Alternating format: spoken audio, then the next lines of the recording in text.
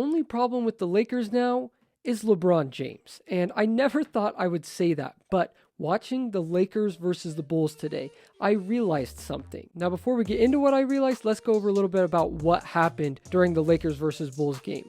So the Lakers ended up losing 118 to 108. For some reason, they could not keep Zach LaVine away from the basket. I mean, he was just blowing by people at will. And the Lakers do have some pretty great wing defenders now, and for some reason, they just could not stay in front of him. And on top of that, the Bulls shot extremely well. I'm actually going to check right now. I believe it was like 60% for the game. So they shot 54% from the field and 45% from the three-point line.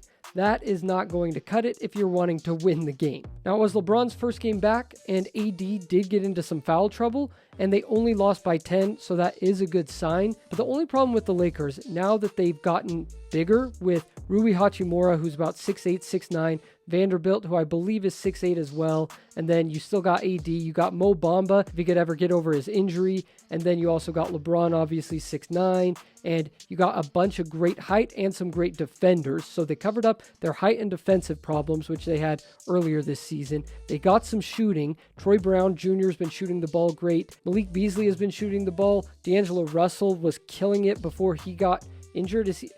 What is he even out for? I don't even know what he's out for at this point. I know he did have his ankle sprain, but then he healed from that. And for some reason, I don't know what he's injured from this time. But he's still out with injury. Before that, he was shooting the ball extremely well. And Austin Reeves has just been balling out of his mind. So they got shooting, they got defense, they got size, they got 2 All-Stars, and everything is looking great. Everything was primed and ready for LeBron to come back and for them to close out the season on a great run. And then they played the Bulls, like we just talked about, and they lose. That is a game that they should have won and that they needed to win, because that would have propelled them up to the 7th seed. And if the Warriors lost tonight, I believe they'd only be a half game out of the 6th seed. So yeah, a pretty bad loss tonight. And after watching the game, the reason that I've come up with is that it's LeBron James. And it's because I don't know if you guys watching this have ever played basketball with a really talented person, when you're just playing pickup ball or whatever, and someone who's really good comes and plays. All of a sudden, the pressure to win is just mounted. And for some reason, when there's just that guy who has like college level skills and you're just trying to play a game of pickup ball, they're taking it super seriously. They can get to the rim at will. They hit almost every single jump shot. When they pass the ball to you, all of a sudden you're like, am I even worthy of taking this shot? Like, shouldn't I just give it back to you and you can kind of do what you want? And I think that's almost the same mindset that all of these brand new players who the Lakers got to hit the threes and play better defense and all that stuff. I think when they insert LeBron into the lineup now, because this is really, I mean, what is 3rd, 4th game playing with this team, or maybe even less. I'm not exactly sure on the number on that, but they were flowing great when LeBron wasn't on the floor. Anthony Davis is kind of a more laid back personality. He's not really going to be jumping on guys if they're missing defensive assignments, or he passes them the ball and they miss a 3, or he makes a cut to the basket and they miss him with the pass. He's not going to get as worked up. But what I did notice in this game was that every single time a player did make a mistake, LeBron was getting on him. He was doing his usual, like, that type of thing, and like things like that. And so I think that's why the Lakers are going to struggle the first games back with LeBron, because he's just such a dominating presence. And I think he puts fear into the shooters. That's why we see a lot of guys, they come over from a different team. They're great shooters. They're shooting like 40% from 3. They get with LeBron, and yeah, he gets some great wide open looks, but they don't knock him down as frequently because there's that pressure. I think in their mind, they're thinking, okay, LeBron is giving up the ball to me. This is one of the top 2, if not the greatest player of all time,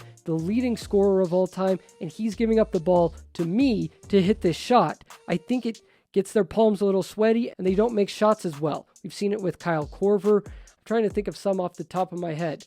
I mean, J.R. Smith was always kind of streaky, but we've seen it with some other guys that LeBron gets on his team. They're great shooters in the past. They come onto his team and they just don't hit as many wide open shots as they did on previous teams. So I think LeBron is actually the biggest problem going forward because he hasn't played as many games with these guys. And in order for them to get more comfortable with him passing them the ball and them feeling confident in taking and making that shot, kind of like how Austin Reeves is at this point. Dennis Schroeder has kind of gotten to this point where they are comfortable with LeBron, with his criticism, and they know his game better. They've played with him a lot more games, and so that pressure is kind of off of them. So I think that might be the reason why LeBron returned early, because from a lot of what I was hearing, he wasn't going to come back till there was only about 3 games left in the season. He came back a little bit early. I think it's because he needs those shooters to be comfortable with his passes, because if you guys watch this game at all, a lot of passes LeBron was making, they were just slipping right out of the hands of the cutters or the shooters, and that's because he throws harder passes than probably anyone on the team. He throws more pinpoint passes, and the players just aren't used to it who haven't been playing with him as long. So I think it's a good thing that he came back. I think they might lose a couple of these first games back, but I think they might close out the season on like a 5-6 game winning streak and end up being that 6th seed. We'll see what happens. Let me know your comments down below. We are getting ramped up. Scott's going to be joining us here pretty soon in one of the next upcoming videos. And yeah, we're getting everything rolling for the playoffs. I'm excited. Hope you guys are too. If you enjoyed this video, make sure you subscribe, and I'll see you guys in the next one.